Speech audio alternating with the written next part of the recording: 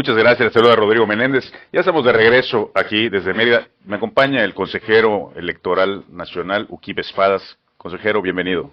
Rodrigo, mucho gusto.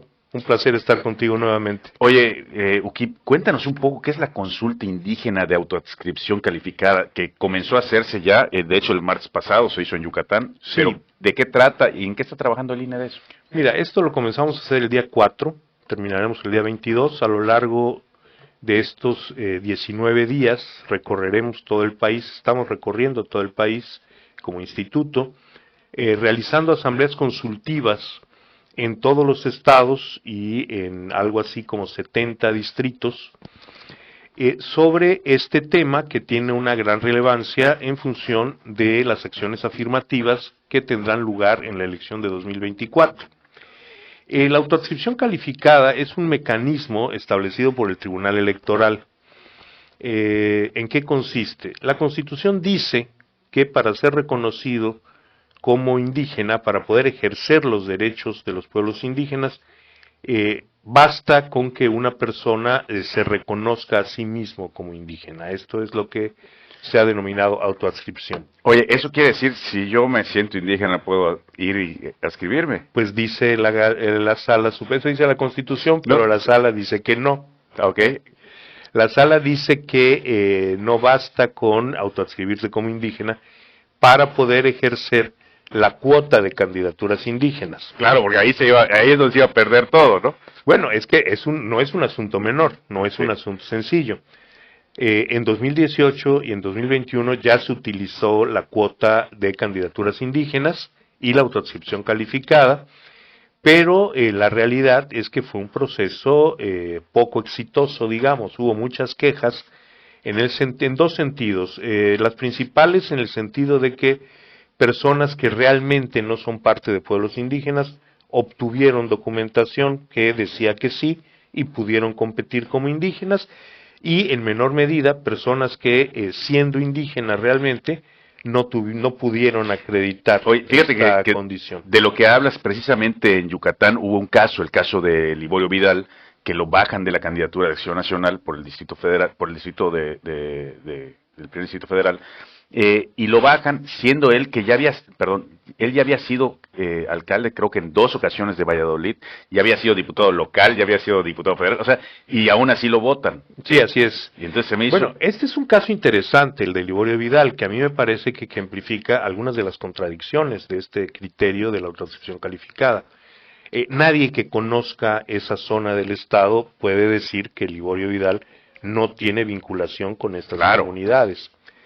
De forma tal que, si bien no es un maya, a ver, quién es indígena y quién no, es una discusión que es mucho más complicada en otros estados. Acá en Yucatán nosotros sabemos quién es maya y quién es tzul en términos generales. Podrá haber por ahí algún caso ambiguo, pero en general no. Entonces vamos para hablarlo, decirlo en yucateco. Liborio es un tzul, pero es un tzul con una estrecha vinculación con las comunidades mayas de la región donde él ha hecho política toda su vida. Ha sido diputado, ha sido presidente municipal, ha sido dirigente partidista, pero bueno, en este asunto de acreditar un vínculo con comunidades indígenas, pues la documentación que presentó fue impugnada y el tribunal decidió que él no podía competir. Amplío el paréntesis.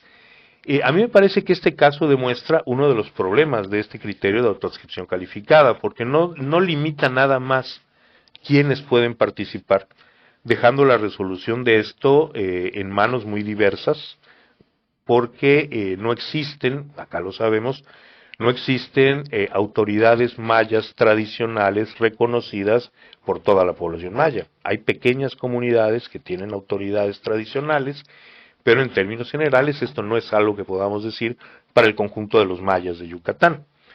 Entonces, bueno, por un lado, la autoadscripción calificada presenta este tipo de problemas, es decir, quién pasa y quién no pasa, y si los criterios reflejan la realidad o son criterios administrativos de otra naturaleza.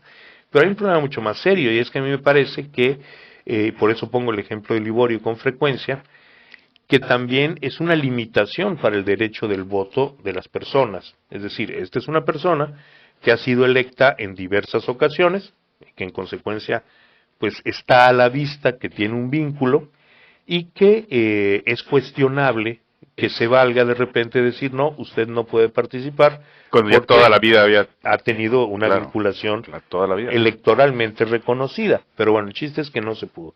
Ahora estos criterios están a consulta, es decir, la consulta es a los pueblos indígenas es cómo se debe calificar la autoadscripción, qué elementos debe haber para acreditar que una persona tiene vínculos con el pueblo al que dice pertenecer. Y para estos efectos es que el INE, por su obligación legal y por estar así establecido en los convenios internacionales, está realizando en estos momentos una consulta a lo largo y ancho de todo el país para que las distintas voces de los pueblos indígenas puedan expresar su opinión sobre la calificación de la autoadscripción. ¿Cuándo termina cuándo terminan de hacer toda esta consulta y los resultados cuándo serán? Bueno, la consulta termina el día 21. Las últimas consultas serán el día 21 en el estado de Hidalgo. En cada estado se decidió, no se hizo un calendario programando nacionalmente, sino que el INE en cada estado, valorando las condiciones, porque alguna práctica ya tenemos en esto de las consultas. La última vez que platicábamos, hablábamos de la consulta indígena por la distritación, por la nueva distritación. Bueno, ahora es otro tema. Entonces, bueno, el calendario resultó entre el 4 y el 22, que era más o menos el margen que teníamos, y después de esto, las distintas respuestas que los pueblos hayan dado, las distintas visiones que hayan planteado, sus distintos criterios, serán plasmados en un documento de síntesis de todo esto.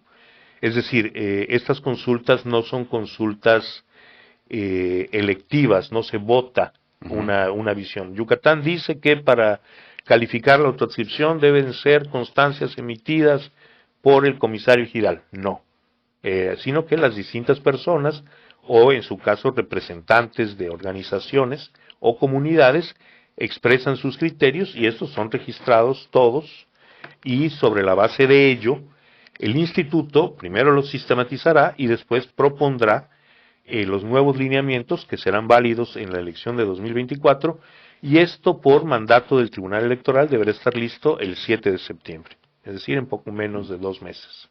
Bueno, pues le agradezco mucho, Kip Espadas, que nos haya acompañado el día de hoy. Ojalá y que cuando ya tengan el resultado podamos platicar de nuevo. Con muchísimo gusto, ¿no? Con muchísimo gusto, por acá estaremos. Nos vamos a un corte y volvemos aquí desde